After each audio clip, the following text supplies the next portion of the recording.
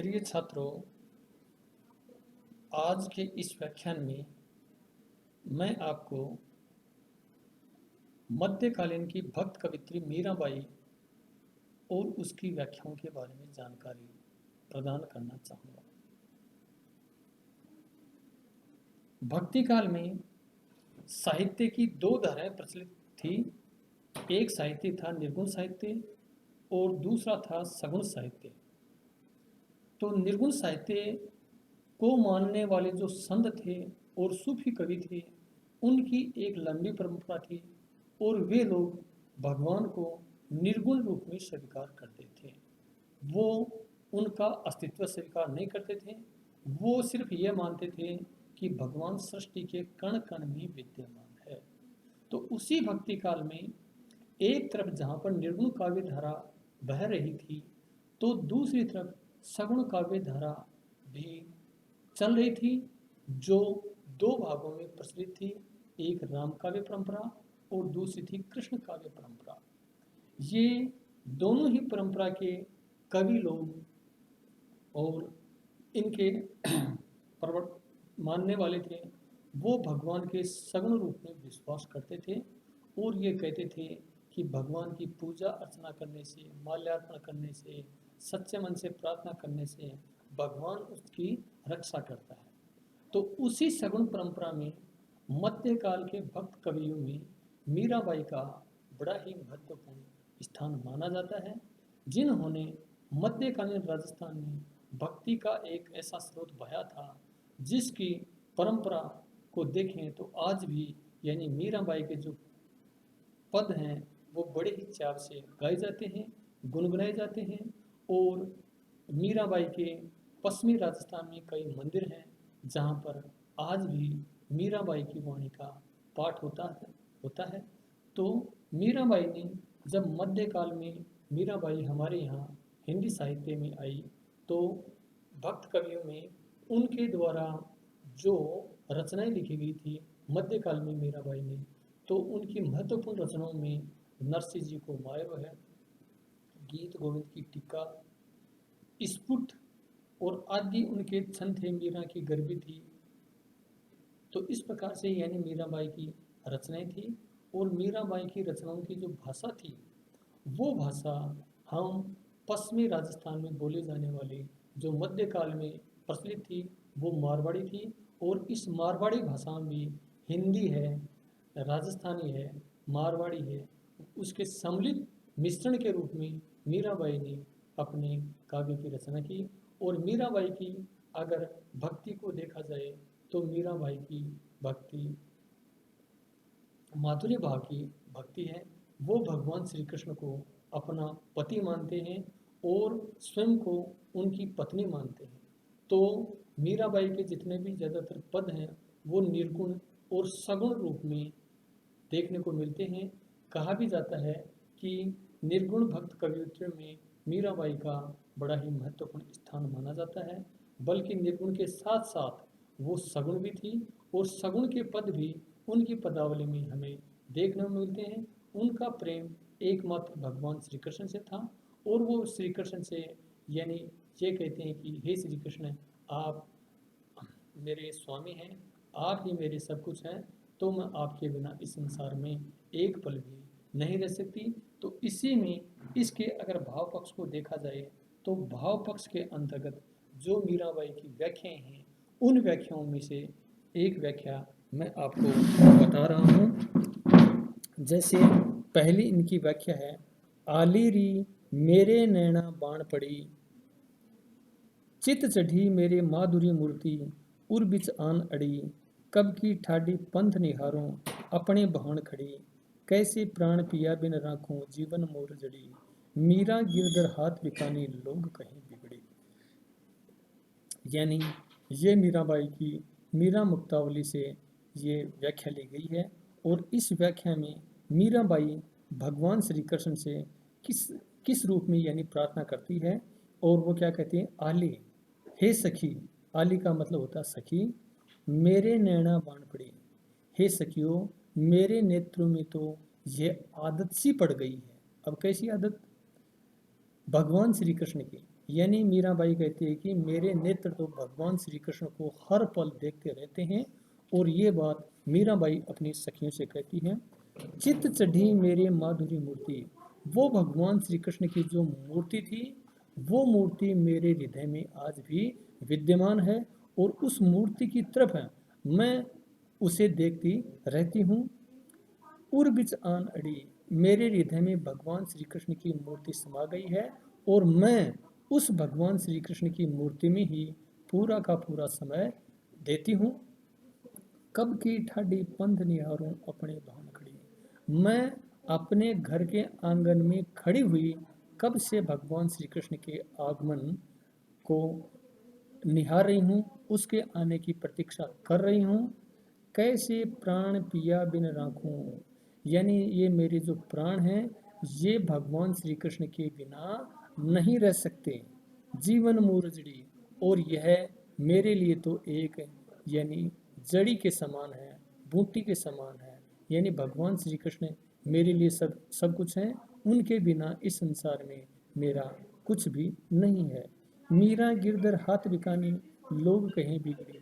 मीराबाई कहती है कि मैं तो भगवान श्री कृष्ण के हाथ में बिक गई हूँ। और जब मैं ऐसा करती हूँ तो लोग मुझे कहते हैं कि मीराबाई बिगड़ गई है। अर्थात मीराबाई ने घर की लोक लज्जा जो मर्यादा है वो छोड़ दी है। तो इस प्रकार से मीरा मुक्तावली में मीराबाई ने भगवान श्री कृष्ण के गुणों का यानी एक विरह के रूप में यानी इसको प्रस्तुत किया है। और इसमें मीराबाई अपनी सखियों से कहती है कि मेरे हृदय में तो भगवान श्री कृष्ण जड़ गए हैं, और वो मेरे लिए एक संजीवनी बूटी के समान है। और मेरा ध्यान भगवान श्री कृष्ण के अतिरिक्त कहीं दूसरी जगह लगता ही नहीं। तो इस पद्यांश में यानी मीराबाई ने भगवान श्री कृष्ण के प्रति अपनी भक्ति को प्रदर्शित करने का प्रयास किया है। अब मैं इसी से संबंधित अगर इनकी दूसरी व्याख्या देखूं तो पग घुंघरू बांधी मीरा नाची, मैं सू मेरे नारायण सू आपई हो गई साची। लोग कहे मीरा भई बावरी, न्यात कहे कुड़न्यासी। विष का प्याला राणा भेजा, पीवत मीरा हासी। मीरा के प्रभु गिरधर नागर, सहज मिले अविनाशी। अविनाशी इसका मतलब होता है कभी भी नष्ट नहीं होने वाले भगवान श्री कृष्ण।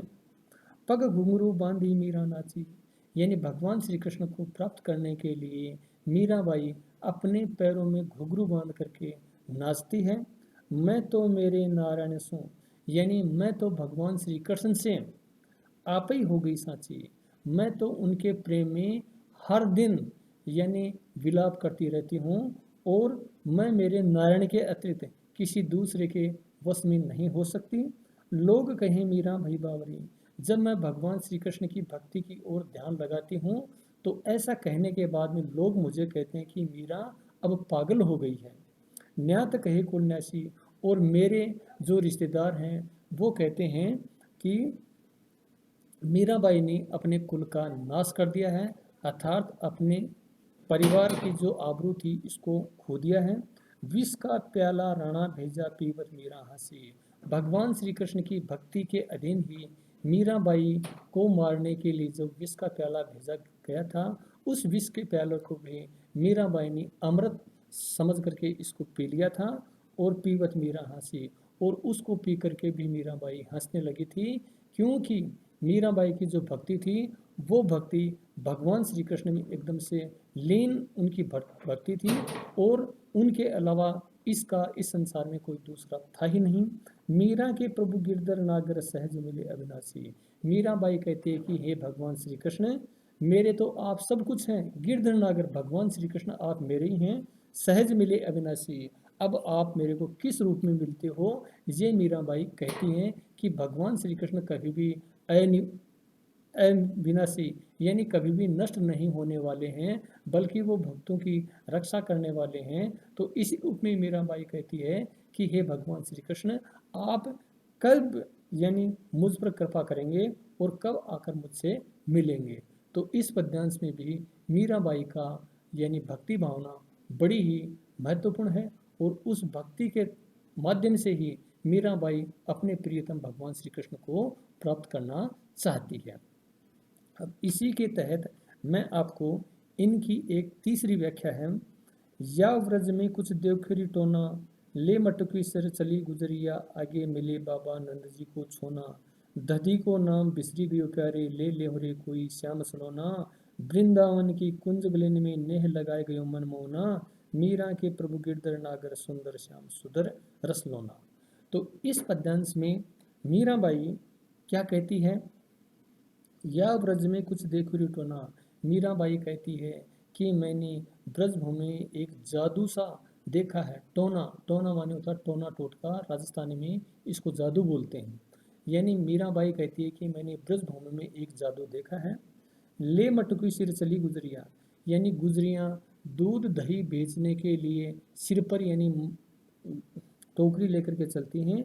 तो उसी समय आगे मिले बाबा नंद जी को छूना। जब गुजरियाँ दूध दही बेचने के लिए ब्रजभूमि में जाती हैं तो उसी समय उनको नंद जी का लड़का अर्थात श्री कृष्ण उनको रास्ते में मिल गया।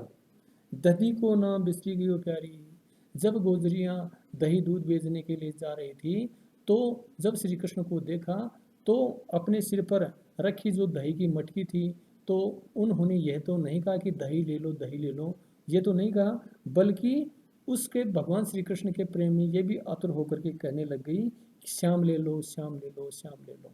तो इस प्रकार से गुजरियों की जो स्थिति थी वो भी भगवान श्री कृष्ण के प्रति एकदम से अधीन हो गई थी। वृंदावन की कुंज गलिन में नेह लगा गयो मनमोहना, मीराबाई कहती है कि भगवान श्री कृष्ण वृंदावन की हर गली गली में यानी प्रेम जगा गया। मीरा के प्रभु गिरधर नागर सुंदर श्याम सुधर रसलोना।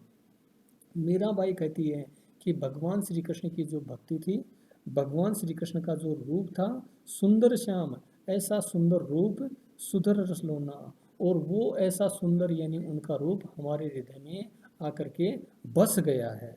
तो इस प्रकार के से इन तीन पद्यांशों में मीराबाई ने अपनी भक्ति भावना को इन पद्यांशों में प्रस्तुत किया है।